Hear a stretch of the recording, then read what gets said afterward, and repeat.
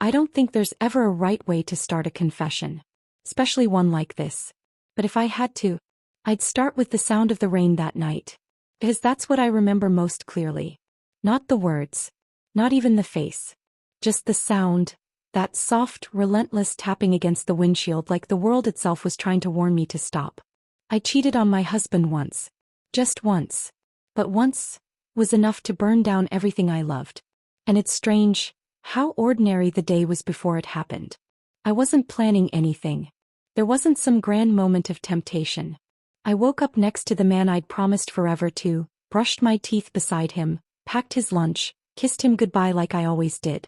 The house smelled like coffee and toast. Our daughter was singing to herself in the hallway. Everything looked normal. But sometimes the worst choices are born from the smallest cracks. And those cracks had been there for a while. I just didn't want to see them. Daniel, my husband, he wasn't a bad man. I want to make that clear. He was the kind of man people pointed to and said, "You're lucky." And I was lucky. He worked hard.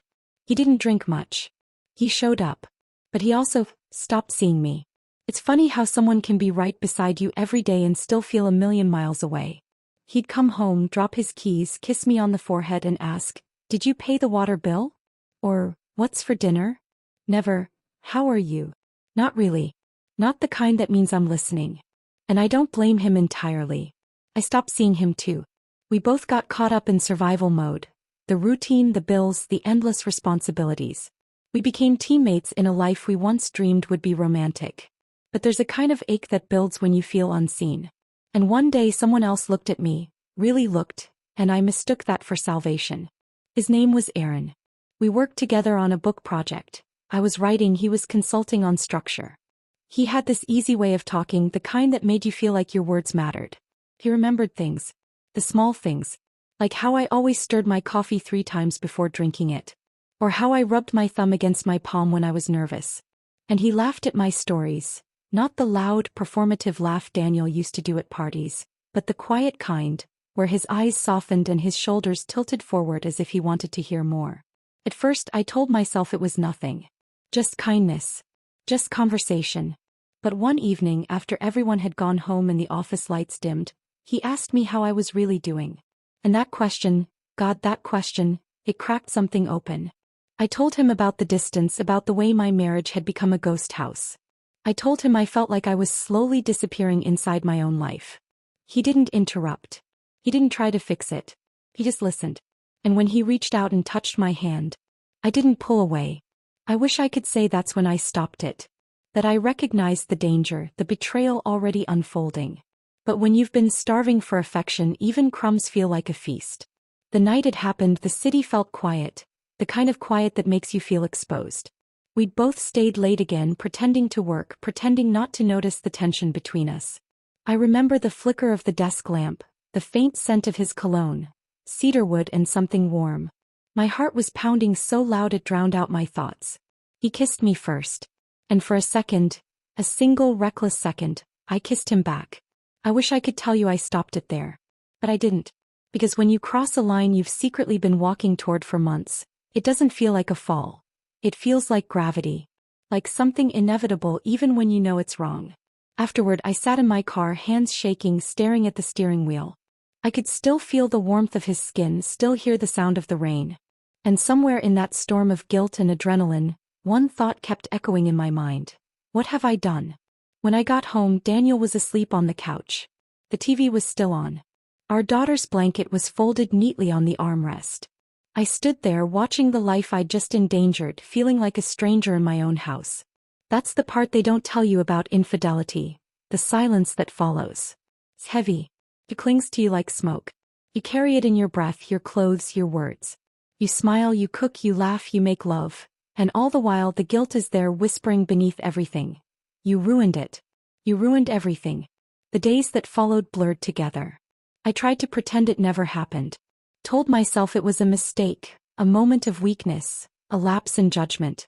But lies, they multiply. And soon I was lying about where I was, who I was texting, why I seemed distracted. Daniel noticed. Of course he did. He wasn't stupid. He just didn't want to believe it. One night he asked me, "Is there someone else?" And I froze. I still remember the look in his eyes. Not anger, not suspicion, but pain. Like he already knew the answer but hoped that by asking he could change it. And when I hesitated even for a second, something inside him broke. He didn't yell. He didn't throw anything. He just said quietly, "I thought we were stronger than this." That sentence still haunts me. But so did I. When the truth finally came out, it wasn't cinematic. There was no dramatic confrontation, no thunderstorm, no begging in the rain. It was quiet. Ordinary. Devastating. Our daughter was at school. The house smelled like detergent and lemon. He sat across from me at the kitchen table, his hands clasped, waiting. And I told him everything. Every detail that mattered, and some that didn't. He listened. Then he stood up, went upstairs and started packing a bag. I didn't try to stop him. Maybe because I knew I didn't deserve to. The next morning he left. And just like that, the house, our house, turned into an echo chamber of regret. You think you understand loneliness until you lose the people who defined your entire rhythm of living. Until you walk past their empty rooms.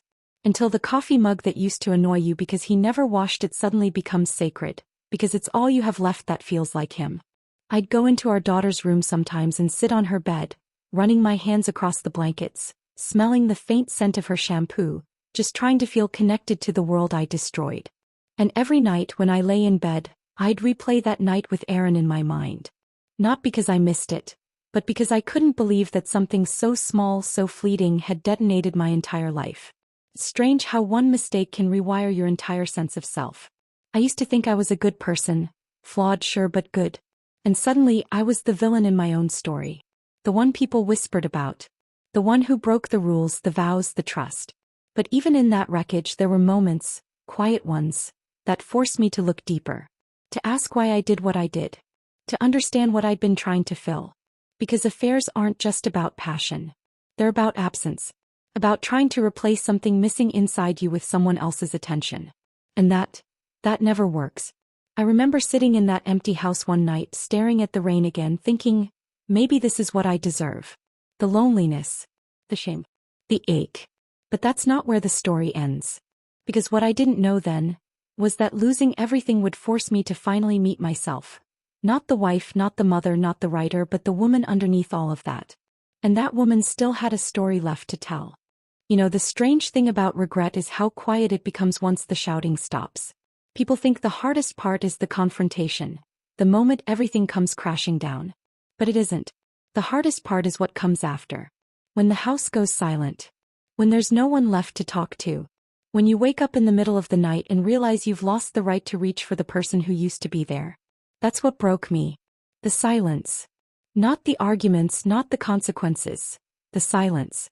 After Daniel left, I tried to hold on to normalcy like it was a life raft. I still woke up at 6. Still brewed coffee though I couldn't finish it. Still packed a lunch for a daughter who wasn't speaking to me. You'd think heartbreak would make you cry constantly, but it doesn't. Sometimes it makes you numb. Like the world is still moving but you're underwater watching it all unfold behind a wall of glass.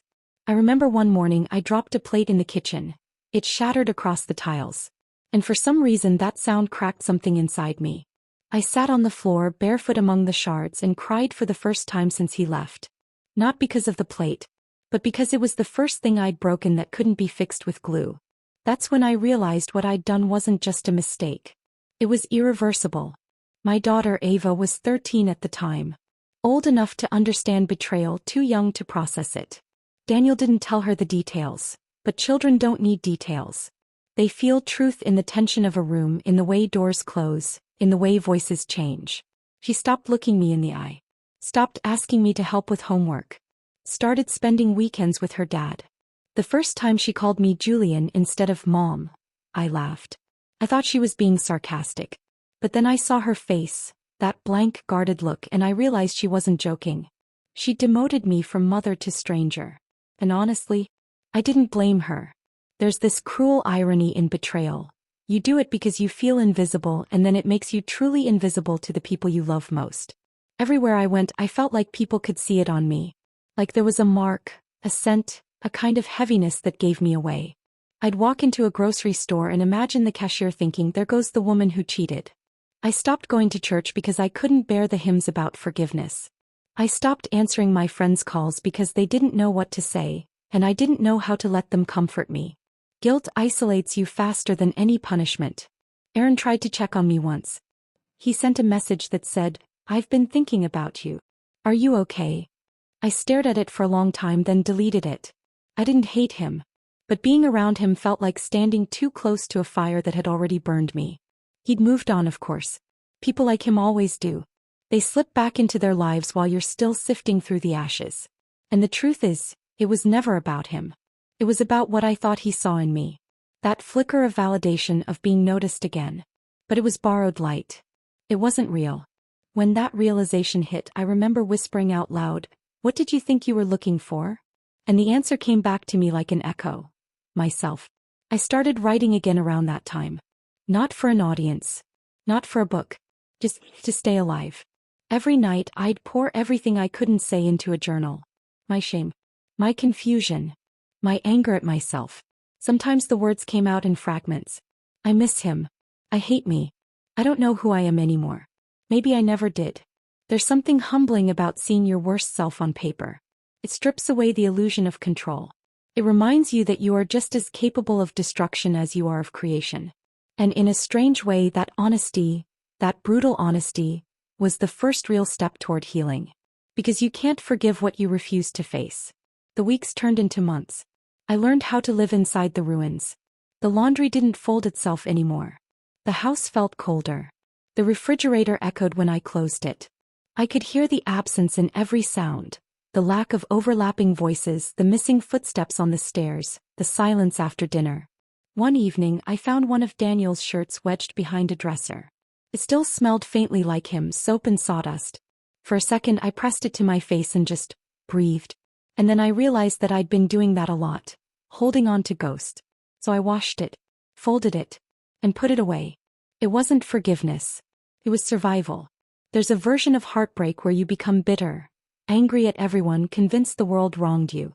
But there's another version, a quieter one, where you just get tired. Tired of the narrative.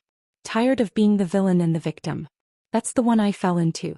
I remember sitting on the porch one afternoon, coffee gone cold, staring at the neighbor's wind chimes.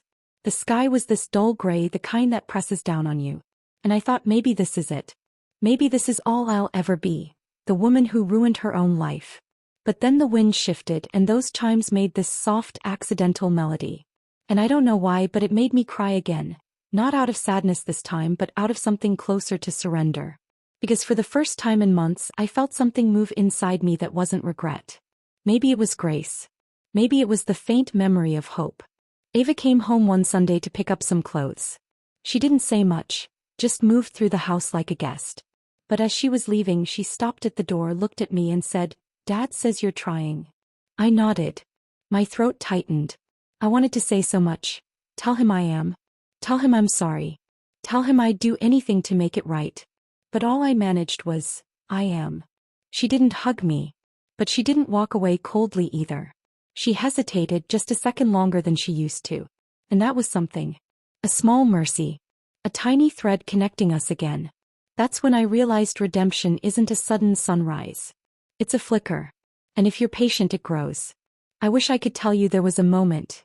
A single turning point where everything started to make sense again. There wasn't. Healing isn't cinematic. It's messy. It's lonely. It's full of half-hearted starts and days where you fall right back into the guilt. But slowly, painfully slowly, I began to live differently. Not to erase what I'd done, but to honor what it had taught me. I started walking every morning before sunrise. No phone, no distractions. Just me, the air, and my thoughts. And every step became a kind of prayer. Not for forgiveness from others, but for the strength to forgive myself. It sounds small, but when you've been living in self-hatred, even a 10-minute walk feels like defiance. I learned that growth doesn't always look like progress. Sometimes it looks like relapse, like crying at the sight of an old photo or feeling jealous when you see your ex happy. But you get up anyway. Keep going. Because life, even at its most broken, still wants to move forward. And over time I stopped trying to forget. Instead, I learned to remember differently. To remember that moment in the rain.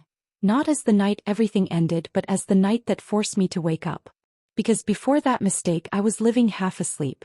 I was a wife, a mother, a writer. But I wasn't me. And maybe that's the cruelest kind of loss.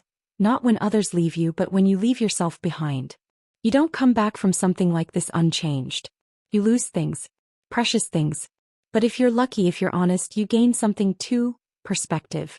A quieter kind of love for the people you hurt and for the person you're still trying to become. It took me a long time to realize that pain doesn't erase your worth. It just reminds you how fragile love really is. And that realization, that trembling, imperfect grace, is where the next part of this story begins. Because even after you lose everything, there's still life waiting for you, if you're willing to step back into it. I did. And it didn't look the way I thought it would. You know, people talk about closure like it's something you find. Like it's an object waiting for you at the end of a road. A neat little box you open one day and suddenly everything makes sense. But it isn't like that. Closure isn't something you find. Something you learn to live without. And over time you realize that's okay. It's been 4 years now since that night in the rain. 4 years since I watched my husband walk away from a life I took for granted. 4 years since my daughter stopped calling me mom. And though time doesn't heal everything, it does change the texture of pain. What used to feel like a wound now feels more like a scar. It doesn't hurt constantly, but sometimes out of nowhere it itches. And when it does, I remind myself, it healed. Not perfectly, but enough. I live in a smaller house now. Just me, a gray cat I rescued last winter, and the kind of quiet that used to scare me. At first, that quiet felt like punishment. But now, some mornings it feels like peace. There's a maple tree outside my window that turns this deep, impossible red every autumn. I drink coffee by the window and watch the light change. I don't scroll through my phone. I don't check my emails. I just sit.